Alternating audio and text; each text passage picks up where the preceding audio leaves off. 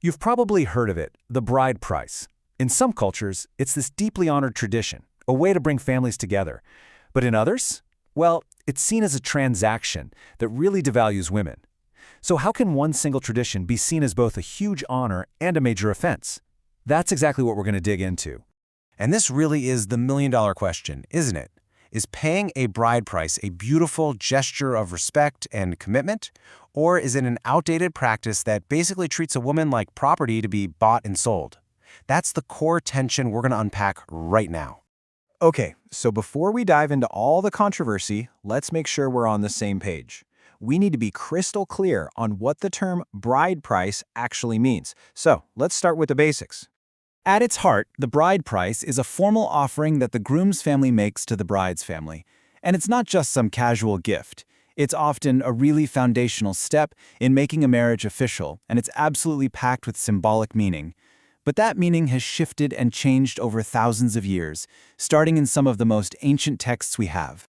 So let's rewind. Let's go way back in time. Because this whole idea of a bride price, it's not new at all. We actually find it in some of the oldest writings on the planet, including the Old Testament. And understanding its original purpose back then is absolutely key to getting the modern debate. So you see a verse like this from Exodus, and you might think, whoa, hold on, is he buying her? But it's way more complicated than that. In that ancient legal context, this wasn't really about a purchase. It was a mechanism for accountability. It was a way to make sure a man took responsibility for the woman and provided security for her and her family, which in that society was vital for her survival. So you can see its original purpose was really threefold. First, it was about acknowledging responsibility. Second, providing security. And third, it was a powerful symbol of commitment. I mean, think about the famous story of Jacob, right? He worked for 7 years just for the right to marry Rachel. That labor, that was his bride price. It wasn't a purchase. It was this incredible, profound demonstration of sacrifice. It showed just how much he valued her and the marriage itself.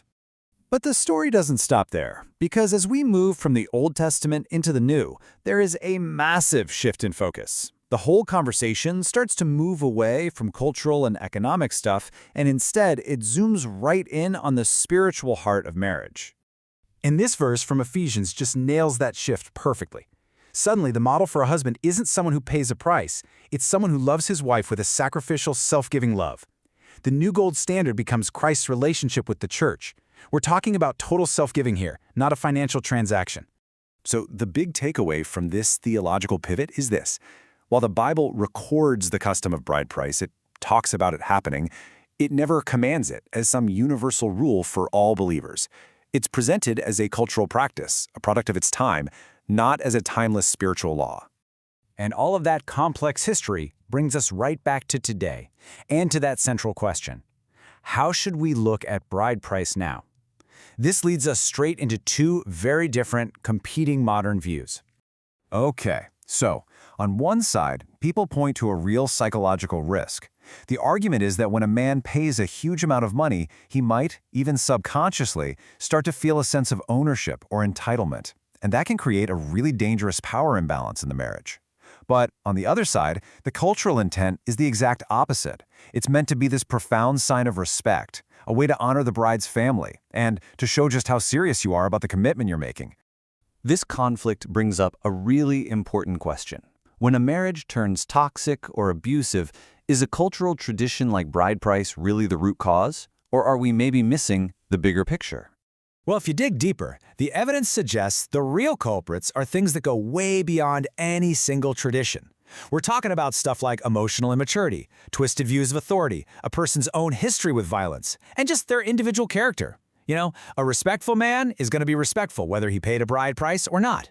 And an abusive man will find a way to be abusive, regardless. The tradition itself doesn't create the character of the person.